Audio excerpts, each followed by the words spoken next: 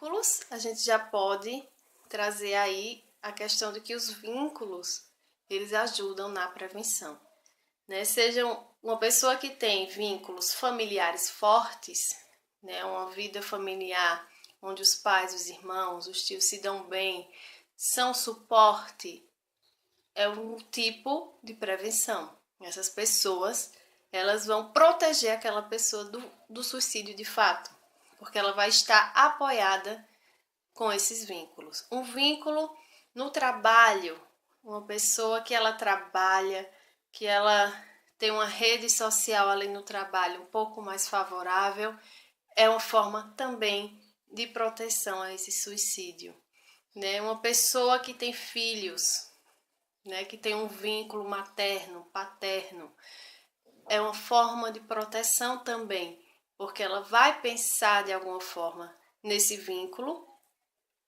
e isso pode ajudar, né, nessa prevenção. Então, os vínculos, eles ajudam, né? Quando a pessoa ela tem vínculos afetivos positivos, eles vão ajudar, né, nessa prevenção do ato do suicídio. Porém, o contrário também.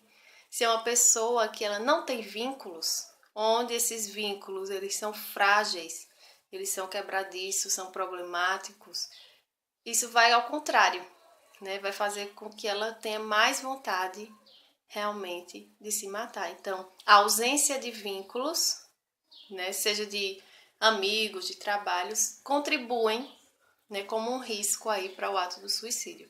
Por isso que a tendência muitas vezes mostra que pessoas que são solitárias, né, solteiras, desempregadas, que estão mais sem esses vínculos, elas têm mais facilidade, né, de cometer um suicídio propriamente dito, do que aquelas que têm algum tipo de vínculo que pode dar um suporte, né? Então, a questão dos vínculos é muito, muito importante.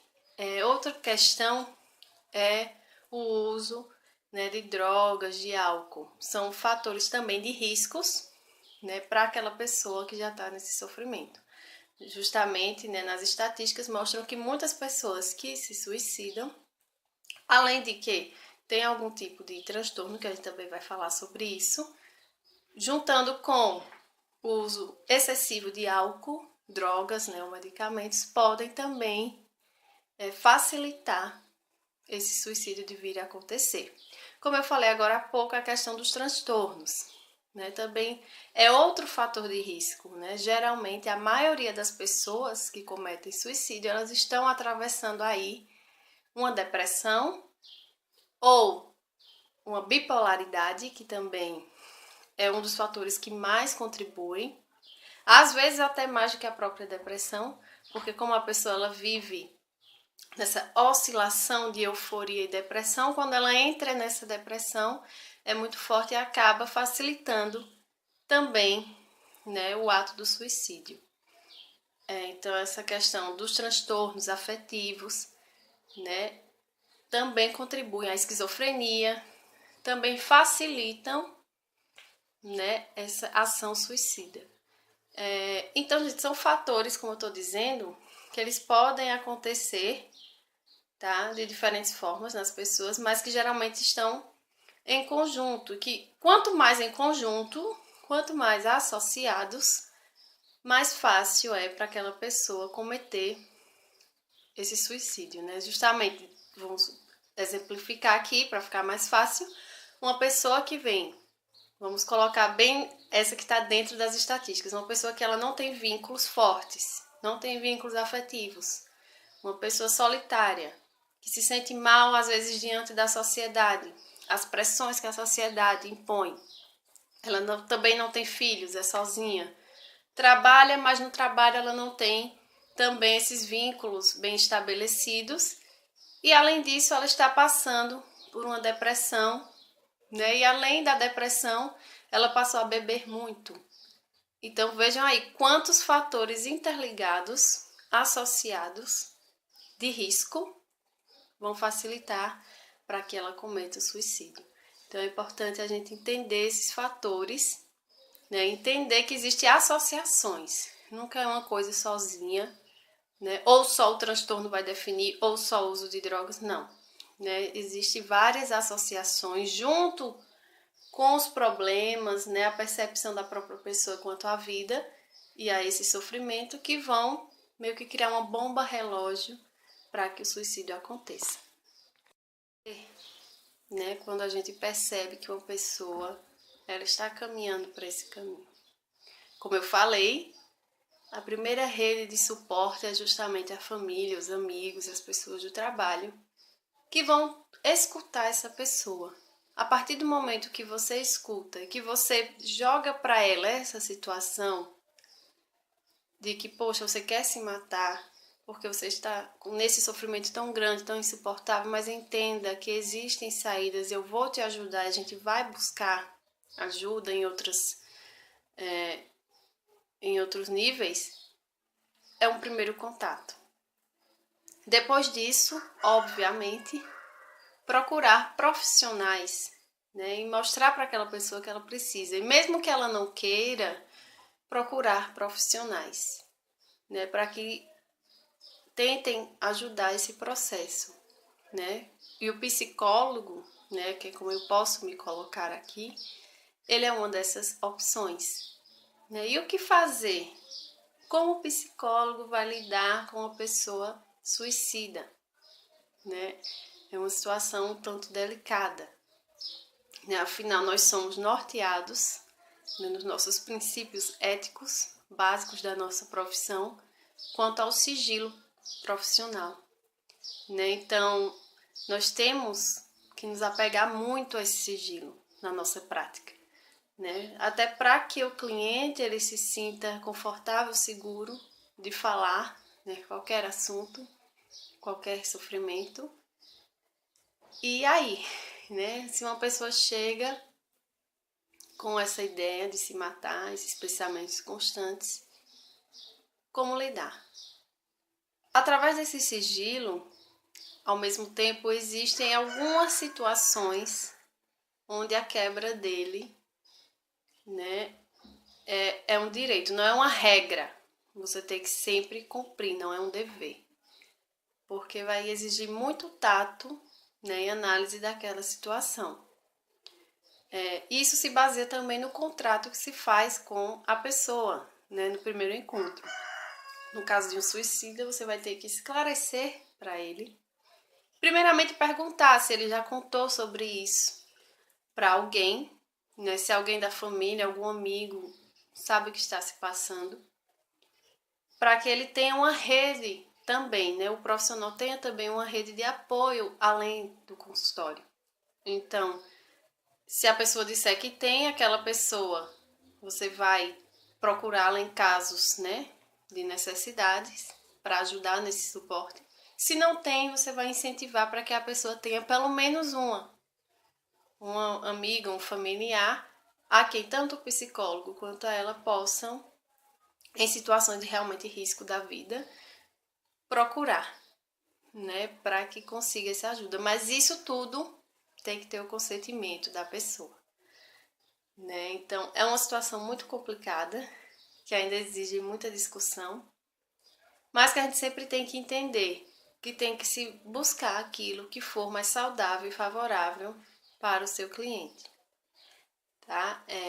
Mas que tem que ter muito tato, porque às vezes, né, essa quebra do sigilo, essa busca por uma pessoa para ajudar ou falar sobre isso, às vezes pode causar reação contrária. Então, vai depender muito do caso, da situação. E é muito delicado.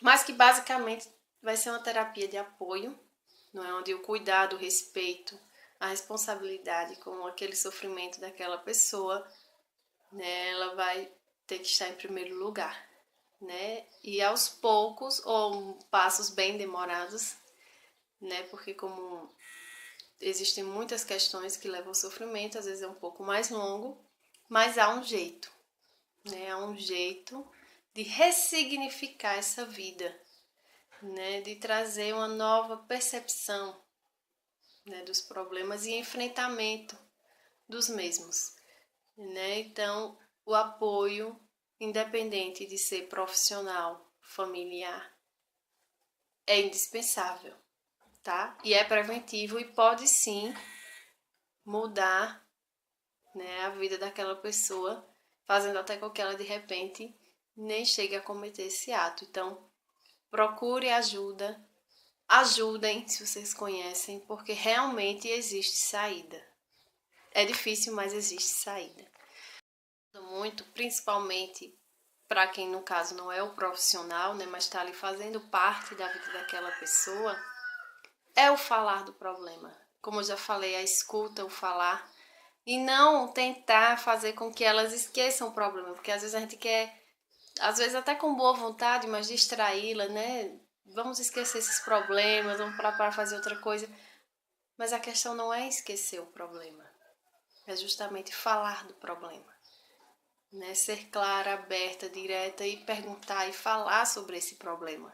Porque só assim a pessoa também, né, vai ter a possibilidade de enfrentá-lo e de vê-lo de outra maneira, não ocultando-o, né? Isso aí só vai complicar esse processo, né? Então, esse negócio, vamos esquecer os problemas, não, vamos falar dos problemas. Às vezes é justamente por tantos esquecer os problemas, né, que eles se acumulam de uma maneira que se torna insuportável, né? E é um problema, gente, que pode atacar qualquer pessoa, tá? Homens, mulheres. A incidência de tentativas, né, é mais em relação às mulheres e do ato em si aos homens. Porém, né, infelizmente, não tem como fugir, independente do sexo, da idade, né, do meio. É um problema que existe e merece atenção. Então, se você conhece alguém que esteja passando por um sofrimento muito forte, ou se você é essa pessoa, né, que tem já esses pensamentos, não tem uma vida com sentido, procure ajuda, né? Procure o CVV. Eu vou disponibilizar também lá no meu Instagram os telefones que vocês podem entrar em contato. Escutem as pessoas, né? Sejam empáticos com as pessoas, porque nós temos um papel fundamental nessa rede de apoio e de suporte e prevenção, né? Às vezes parece uma besteira, mas a gente parar para ouvir de verdade alguém pode fazer toda a diferença, né, para aquela pessoa que está em sofrimento. Porque no fundo todos nós só queremos ser ouvidos, né? Só queremos ser ouvidos e aliviar nessas dores que a nossa própria sociedade também ajudam, nessa questão das redes sociais, principalmente, a nos tornarem pessoas mais solitárias, mais mecânicas, né? As relações volúveis, superficiais, e que também vão entrar aí como um risco, né? Um risco de um problema que cada vez mais, infelizmente, se agrava, e que é responsabilidade nossa como cidadãos, né? Ouvir, ajudar, prevenir, informar, falar sobre, né? Não deixar que seja apenas uma notícia que apareça quando alguém famoso comete. Porque todos os dias, cidadãos comuns como eu e você, com sofrimentos, acabam cometendo, né? Então, é responsabilidade nossa também fazer isso aparecer, de conversar, de tirar as dúvidas, de informar e de estar lá quando alguém precisar. Eu espero que vocês tenham compreendido um pouco mais e passem a respeitar e perceber o problema um pouco mais, né? E que sejam facilitadores dessa prevenção, né? Vamos todos ser agentes dessa prevenção. A vida, que apesar das agruras, pode ser tão bonita, né? Se a gente sabe lidar com ela, ressignificando-a. Obrigada mais uma vez e até o próximo encontro.